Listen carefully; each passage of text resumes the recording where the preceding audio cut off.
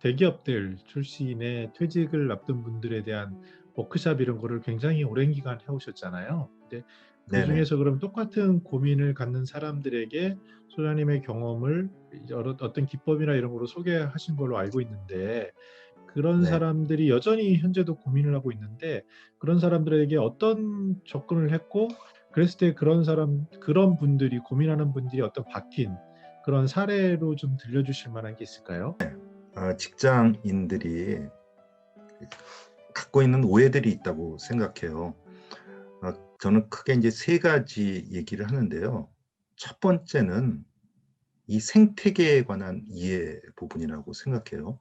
저를 포함해서 제가 이제 오랫동안 겪었고 제 주변이나 아 이 현실에서 마주치는 그 퇴직 예정자들을 보면 이 생태계에 관한 이해가 가장 큰 문제라고 생각하는데요.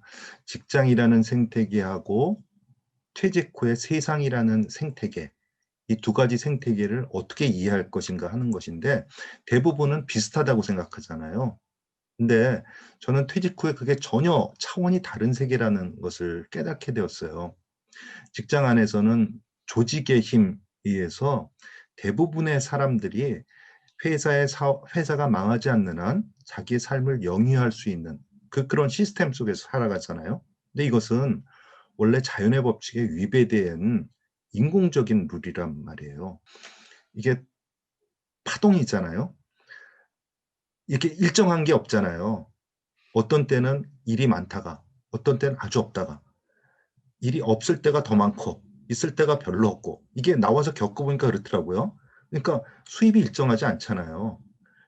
그 상황을 웬만한 정신력으로는 견뎌내기가 쉽지 않은 거죠. 왜냐하면 우리는 오랫동안 계속 직장에 다닐 때는 매달 월급이 나오고 보너스도 나오고, 이게 플러스 썸인 건 있지만 마이너스는 없잖아요. 연봉이 올라가지 떨어지진 않잖아요. 그런 세계에 익숙해 있다가 직장 밖의 세계에 마주치게 되면 당연히 다르죠.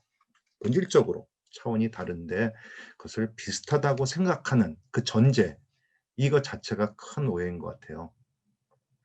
두 번째는 자신이 갖고 있는 역량에 대해서 오해를 하는 것 같아요. 저도 그랬고요. 이른바 직장 생활 20-30년 했으면 전문가들 아닙니까? 그런데 그게 정말 프로페셔널한 전문성일까? 하는 부분에 저 스스로도 큰 퀘스천을 갖게 됐어요. 왜냐하면 밖에 나와서 자기가 쓸 수 있는 전문성이 별로 없지 않습니까? 대부분 없지 않습니까? 근데 그것을 어떻게 오해하냐면, 어떤 것이라도 쉽게 그 상태에 도달할 수 있다고 생각하는 그런 오해인 것 같아요. 전혀 다른데 말이죠. 세 번째는 저는 시간에 대한 오해라고 생각해요. 이게 어떻게 보면 더 가장 중요하고 본질적인 문제인지도 모르겠어요. 빠른 시간에 무언가 될 거라고 생각하는 그런 오해들을 하는 것 같아요. 이것도 앞의 요인들하고 이제 그 연속성상에 있는데요. 많이 해 왔고 그리고 경험을 해 봤기 때문에 쪼끔만 시행착오를 겪으면 어떤 성공 수준에 도달할 것이라고 생각하는 그런 오해들 말이죠.